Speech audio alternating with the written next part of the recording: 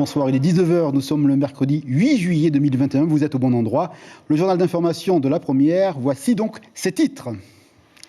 Ils ne veulent plus ramer à contre-courant des idées de défense de l'environnement. À la presqu'île, pour les maisons sans route, les pouvoirs publics sensibilisent au tri des déchets. Même mieux, ils cherchent à rendre plus efficace le service au nom du respect dû à la terre. Haut-Tahitier revient sur la scène, ce sera ce dimanche à 18h, un instant toujours attendu, tant la troupe de Marguerite Ley est une référence de rigueur et d'expression et aussi de vérité cette année. Cette sincérité sera également fraternité. Les bénéfices de la soirée iront au projet du Père Christophe pour les citoyens SDF de la ville de Papeete. Justement, pour évoquer tout cela et bien plus, l'invité de ce journal est Marguerite Ley. Une parole et des engagements toujours attendus, tant ils font sens dans les pas de cette grande dame de la culture. Nous la retrouvons dans quelques minutes. Merci. La plus belle affiche qui soit ou presque à Paris, nous parlons de MMA. Les grands noms mondiaux de la discipline ont tous rendez-vous pour un show à l'américaine. Parmi les invités, Annie Flore, notre championne, est prête, même pas peur, comme on dit, dans les cours de récréation. Éternellement un ciel tout bleu, c'est toujours un peu le refrain des jeunesses d'hier et d'aujourd'hui. Et le temps des vacances est propice aux utopies ou vivre ensemble. Dans ce journal, nous allons partager le quotidien de deux camps d'enfants et d'adolescents qui ont posé leurs sacs et leurs rêves du côté de l'île Sœur à Moorea. Pas de route ni de bac de toutes les couleurs, quasiment un système D pour les habitants de la presqu'île, dont le bateau est le seul moyen pour rejoindre la terre. Les pouvoirs publics veulent là-bas améliorer la gestion des déchets, en finir avec les anarchies particulières. Alors, on sensibilise et on mène également l'enquête auprès de la population. L'idée d'une barge a même fait naturellement surface. Reportage sur place avec Jules Bourgat et Patrick Zinsing. Du bleu, du vert. Et pour conserver cette pureté, il faut, comme partout, trier ses déchets. Sauf qu'ici, on ne vit pas comme sur le reste de l'île. J'évite déjà d'acheter des boîtes de conserve. Les boîtes de conserve, comme ça évite d'avoir des déchets un peu partout. Moins de plastique aussi. Mais au niveau de ce que je fais avec mes déchets, je les trie aussi. Je mets mes boîtes de conserve là. Et une fois qu'elles pourrit, je mets dans la terre. Je creuse des trous si j'ai des arbres fruitiers à planter. Pour éviter de brûler ou d'enterrer ces déchets, c'est le parcours du combattant. Je sépare les canettes et les plastiques. Les plastiques, je brûle. Et après les déchets, tu emmènes Voilà, j'emmène là au village. C'est la mairie, la poubelle, votre poubelle, qui va ramasser. C'est plus mieux que la mairie cherche un moyen pour avoir un bar, pour ramasser les ordures comme ça, pour ramener au village. La commune commence à se pencher sur ce problème. La preuve, cette équipe en jaune fluo. Ce sont les guides sanitaires de Te Ahupu'o. Alors, on sensibilise la population sur le tri des déchets dans la commune. Même ici jusqu'au Whenua-Echere, étant donné que certains ramènent leurs déchets au village. Donc même le fait de ramener, il faut que les déchets soient triés justement pour que le ramassage puisse bien se faire. Pour gagner en rigueur et en efficacité, il faut des solutions appropriées à la contrainte géographique. La mairie a promis de subvenir aux besoins des résidents du Whenua-Echere dans un futur proche. Pour le moment, on n'a pas encore de barge, mais c'est en acquisition, on est en train d'acquérir une barge, justement pour les gens du Whenua-Echere, pour tout ce qui est... C'est pas que pour l'ordure ménagère, il y a des ordures, après il y a des encombrants, et aussi pour aider un peu la population du Whenua-Echere. Si l'aide de la mairie est attendue par la population, tous sont d'accord sur un point. Hors de question de voir un jour débarquer un camion poubelle sur une route goudronnée. Un peu de dissertation, un territoire, qu'est-ce que c'est ? Eh bien, la rencontre d'une géographie et d'un peuple, plus exactement des projets d'un peuple. Eh bien, la Banque des territoires, émanation de la Caisse des dépôts et des consignations, c'est son boulot, financer les énergies, les entrepreneurs pour former des cercles vertueux en économie. On sait qu'un plan de relance après Covid a été mis en place dans la caisse de l'institution, 18 milliards d'euros. Et les explications de son directeur, on va ouvrir ici une boutique. Pas de domaine d'activité spécifique dans lequel nous ne pourrions pas intervenir. Après, il y a les axes d'intervention les plus importants, et ça, on l'a dit. Le premier, c'est le tourisme, parce que c'est un pan très important de l'économie polynésienne qui a été très durement impacté par la crise, bien sûr. Et puis ensuite, tous les autres axes d'intervention sur lesquels on serait légitime d'intervenir, c'est quand il y a des carences du privé, en termes de financement, ou bien parce qu'ils répondent à des engagements que nous avons pris auprès des territoires. Par exemple, les énergies renouvelables, très simplement, parce que l'on veut des territoires plus durables, des territoires plus attractifs, donc le numérique aussi est quelque chose de très important pour nous. Voilà, donc c'est vraiment ces sujets-là, ces entreprises de ces secteurs-là que l'on va pouvoir accompagner. Et souci de rhétorique, c'est bien une agence qui va être ouverte ici à Tahiti. Et si nous parlions danse et solidarité, humain, si humain en quelque sorte, tant la culture est un miroir, et tant dont on se tend la main dit quelque chose de notre temps, de notre humanité. Marguerite Lai regarde le monde, le vit pleinement aussi avec une parole aussi libre que profonde, à l'image d'ailleurs de ses créations. Bonsoir Marguerite, merci d'être avec nous. Alors, dimanche soir, vous serez sur la scène, mais il y a un message parce que c'est un travail également que vous voulez faire à destination des SDF de la ville de Papeete. Bien sûr. Bonsoir à tous. Nous devons aider le Père Christophe et l'association Tivaïté pour la construction et la finition au plus tôt du centre d'hébergement pour les SDF. Il y a des gens qui ont donné de l'argent, mais nous trouvons que ça ne va pas assez vite. Surtout ce qui me frappe de plus en plus. Quand j'étais enfant, il y avait un seul qui s'appelait Mathieu. Et aujourd'hui, Mathieu s'est multiplié par incroyable, de plus en plus de Mathieu. De plus en plus de jeunes, de plus en plus d'enfants dans la rue. Nous devons faire quelque chose et vite. Beaucoup de jeunes, il y a même des diplômés que je connais qui sont dans la rue. Et il y a aussi des SDF que l'on ne voit pas. Ils se cachent parce qu'ils sont à la rue et ils ne veulent pas qu'on les voit. C'est des gens qui ont des diplômes, c'est des gens qui avaient des maisons. On ne peut pas continuer. Ce que nous voyons n'est qu'une facette. Nous n'avons pas été voir derrière ce qui se passe. Et vous êtes blessé, vous êtes en colère, vous êtes inquiète sur le devenir du peuple, de la civilisation, de l'humanité en général? Aucun de ça. Aucun. Simplement, je ne veux pas que dans mon pays, mon peuple se retrouve, une partie de mon peuple, qui que ce soit, tous ceux qui vivent dans le pays, je parle de mon pays, parce que ça se passe partout. Nous ne pouvons pas continuer à fermer les yeux et à laisser ces gens dehors. C'est pas possible. Nous vivons luxueusement ici, avec toutes ces voitures de luxe. Nous avons la possibilité de trouver 150 millions pour que ce centre soit fini. Le pays a fait son don. Nous devons. Il y a beaucoup de bénévoles, mais ça ne va pas assez vite. Je vous assure, si vous donnez 3 000 francs pour la soirée de dimanche, faites le calcul. 2000, je dirais 2000 personnes à 3 000 francs. Faites le calcul. Tout sera reversé à Tivaïté. Il faut bousculer un petit peu les égoïsmes. Vous trouvez que la société est devenue égoïste? Mais le monde est très égoïste. Le monde est égoïste, vaniteux, égoïste. Mais bien sûr, c'est ce qui fait le malheur du peuple sur la terre. Nous sommes trop égoïstes, matérialistes. Moi. Et simplement dire, nous pouvons très bien nous retrouver SDF du jour au lendemain. On ne sait pas de quoi est fait demain. Et nous devons tous nous serrer la main à tous les niveaux de faire ce centre pour que ces gens-là puissent être guidés, pour qu'ils se réinsèrent dans la vie. Et surtout dire à mon peuple spécialement, lorsqu'on dit qu'il y a des gens qui sont dans les îles et qu'il faudrait rentrer dans les îles, facile à dire. Il y a beaucoup qui sont rentrés dans les îles, ils ont été rejetés par leur famille dans les îles. Pourquoi? Par égoïsme. Nous voulons tout avoir pour nous, rien que pour nous. Tu n'apporteras pas 5 hectares sur ton dos quand tu t'en iras. Il faut absolument partager. Le pays, bien sûr, fait ce qu'il y a à faire, mais nous, au niveau des familles, si les gens, Stéphane, sont dans la rue, c'est qu'il y a un problème profond. Marguerite, rapidement, parce que le temps nous est compté, oui. Qu'on soit clair, votre message n'est pas un message misérabiliste, c'est aussi un message qui veut renouveler le rapport, le contrat avec la joie, mais bien avec sûr, la vie. Mais bien sûr, nous sommes nés heureux. On nous a tout donné. C'est nous qui ne regardons pas les choses comme il fait. C'est nous qui n'entendons pas. Tout est là. On a besoin de quoi encore? On veut plus et plus. Pourquoi faire? Nous sommes heureux et nous devons rendre tout le monde heureux. C'est possible en Polynésie française.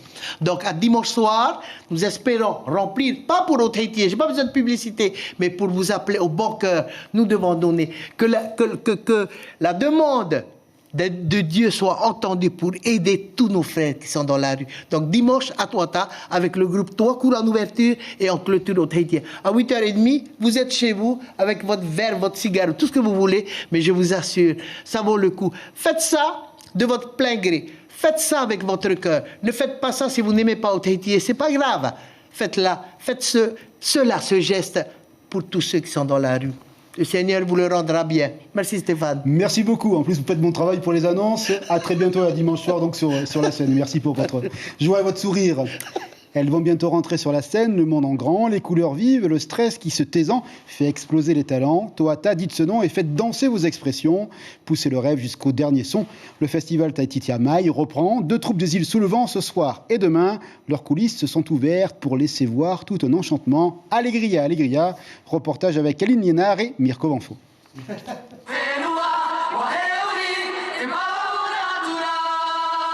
À peine descendu du bateau, déjà en action sur Tohata, car il faut s'adapter en 1h30. Assurer les repères sur un lieu 2 fois plus grand que la salle omnisport de Bora Bora, où ils ont répété ce spectacle. On a eu quand même quelques difficultés par rapport aux danseurs surtout. Les problèmes du travail, quelques qui sont tombés dans les maladies. Mais on est arrivé comme quota prévu 50 pour 30 danseuses et 20 danseurs. Mais rien n'arrête la troupe Omarama de Bora Bora, venue donner le meilleur d'elle-même et de son île. Autre ambiance pour le groupe Tahina no Uturoa. L'heure est à la confection du costume végétal.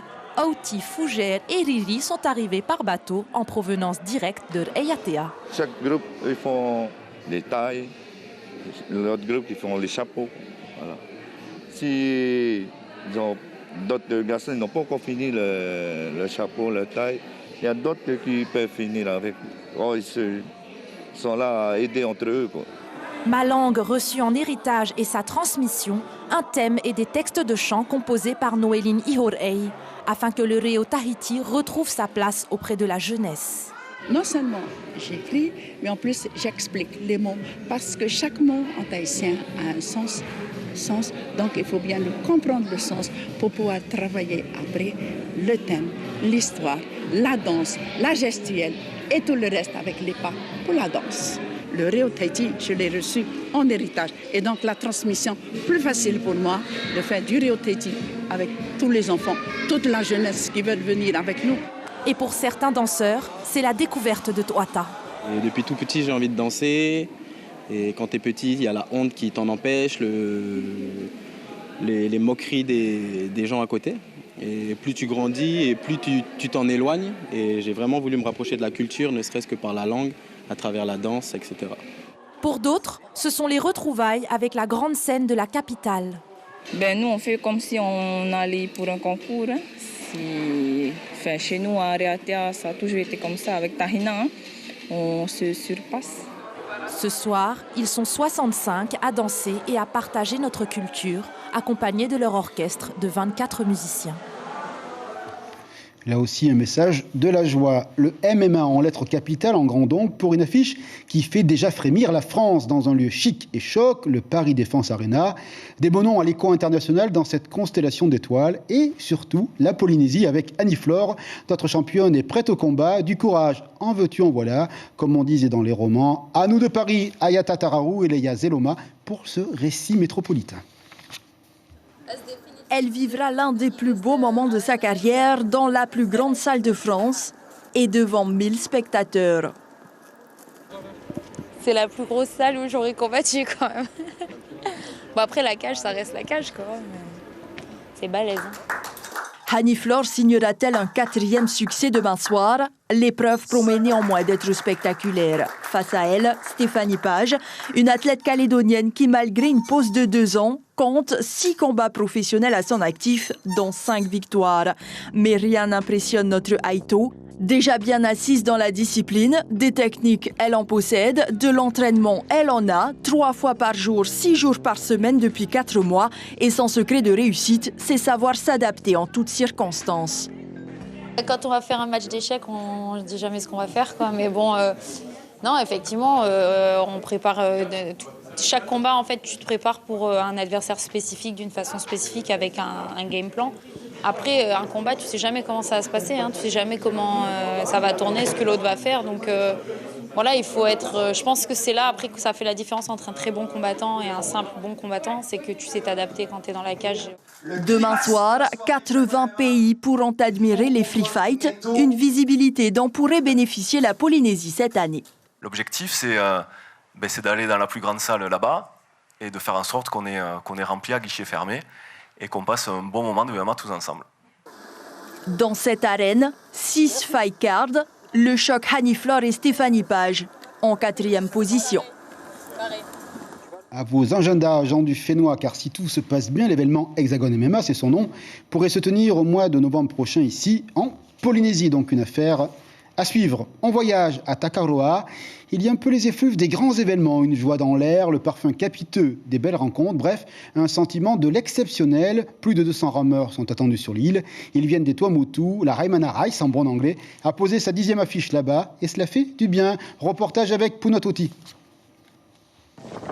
Depuis le début de la semaine, la Raimana Rice se prépare. À J-1 de l'événement, le Maristella dépose sur le quai de Takaroa une soixantaine d'œuvres venant des atolls voisins. Rogiroa, Arutua, Kaukura, Ahe, Mandi et Takapoto. Sur le quai, c'est l'effervescence des grands jours, car il faut aussi accueillir les rameurs. Selon les indiscrétions, cette 10e édition est un très bon cru. Pour la première fois, une course V6 marathon est organisée. Sur un parcours long de 42 km, les organisateurs ont vu les choses en grand pour offrir du beau spectacle. On a pu penser à faire une V6, comme avec le président de Paturoa, Orbek Rautiae. C'est concernant la Raimana Rice, la 10e édition. Et ça va être grandiose. On a pensé la commune faire quelque chose aussi, mettre la V6. Voilà, J-1 et qu'il y a ceux de Ahe qui est arrivé et ceux de Takapoto. Les pirogues sont prêts. On attend juste ceux de Rangui qui vont, je pense qu'ils vont arriver un peu tard aujourd'hui et tout. Et on remercie tous nos sponsors et tout, et spécialement pour les îles Première, d'être là sur Takaroa pour pouvoir promouvoir le WA ici à Takaroa. Pour les habitants de Takaroa, la Raimana Rice, c'est un événement majeur du calendrier sportif. 200 personnes sont attendues pour partager ensemble autour des valeurs du sport. Et on a hâte que la Raimana Rice commence et pour nos rameurs ici, ça nous fait aussi pour le Fénois aussi, ça change à les autres guildes qui viennent ici pour participer à cette course-là. Et c'est super aussi. C'est un honneur pour nous de recevoir chaque île qui viendront pour ce Heiva, surtout que nous l'attendons depuis 2 ans maintenant et nous sommes très fiers de ce Heiva. Le top départ sera lancé demain à 9h avec une course V1 marathon. Des habitants heureux. On continue avec de la joie. Quand on est jeune, Moria a le goût sauvage du voyage, cette part de lointain proche, un regard à la fenêtre, un nuage au sommet. Des jeunes gens de Tahiti passent actuellement là-bas un camp de vacances. Derrière ce temps libéré, mille une expériences, celles qui font grandir l'adolescence dans la maturité des êtres. L'on apprend seulement en s'amusant. Juillet sera donc un mois de philosophie positive. Reportage avec Jeanne Pequette et Mirko Vanfo.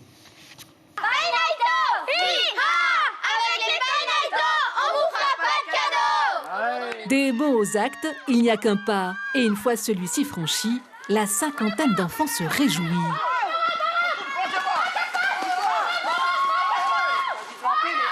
C'est super. Et c'est cool parce que c'est un plaisir d'à chaque fois revenir pour se faire de nouveaux amis. Contrairement à ce que les images vous révèlent, ces jeux n'ont qu'une seule finalité. On travaille sur des valeurs comme le respect, l'entraide, des choses comme ça. Le concept vient du Canada. Les enfants âgés de 9 à 13 ans sont pris en charge du bobo au genou au bobo à l'âme. Chacun des 12 encadrants applique une méthode acquise auprès de leur instructrice, Ter Enui. On laisse les enfants s'exprimer, c'est-à-dire toutes les émotions qui peuvent être bloquées, en fait, ils viennent ici, ils peuvent crier, ils peuvent hurler, ils peuvent pleurer. Le but, c'est de pouvoir libérer leurs émotions. Et ça leur permet, en fait, d'après le 3e jour, une fois qu'ils ont extériorisé, de pouvoir se poser, de pouvoir être plus à l'écoute, de pouvoir être plus ancré, de pouvoir être libéré, en fait. Liberté, c'est le mot. Ici, dans cet autre camp, pour adolescents cette fois, on ose ce que l'on n'aurait jamais osé faire dans la vraie vie. On affronte ses peurs. Les gars, lâche pas parachute. Là, c'est la première fois que je fais ça et franchement... un peu beaucoup de peur. Hein. Donc là, oui, hein, franchement, parce qu'on va bien s'amuser après, mais là, c'est mon premier truc, donc là, un peu de peur, beaucoup d'émotions. C'est Hiti, ancien gardien de prison qui, après une formation auprès d'un coach de vie, a changé de job. Il s'est mis au service d'une jeunesse pas souvent bien comprise. Dès que tu mets de la bienveillance, dès que tu mets de la fermeté et surtout de l'amour, ben, le jeune, tu le transformes. Donc c'est peut-être un manque qu'il y a chez les parents ou dans les familles, peut-être un peu de cadre, un peu de bienveillance, un peu de fermeté, un peu d'amour. Et avec tout ça, tu fais quelque chose de bien. Parce que le jeune, il n'est pas comme ça, il le devient. Donc du coup, l'environnement, je pense, dans lequel il évolue est super important quoi, pour l'avenir de ce jeune-là. Ni une garderie, ni une colonie, ces camps de vie sont d'abord des structures où l'estime de soi est cultivée.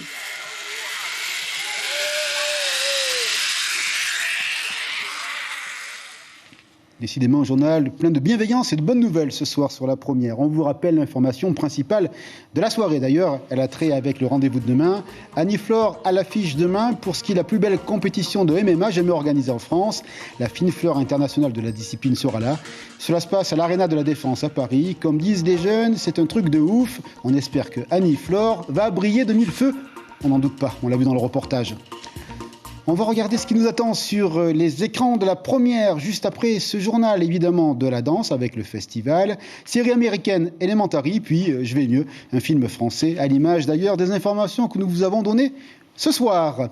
Voilà donc un regard sur le travail de la presse écrite. Cette fois-ci, on s'intéresse au vaccin, la Covid, avec les gens ne se vaccinent pas assez par rapport au variant Delta.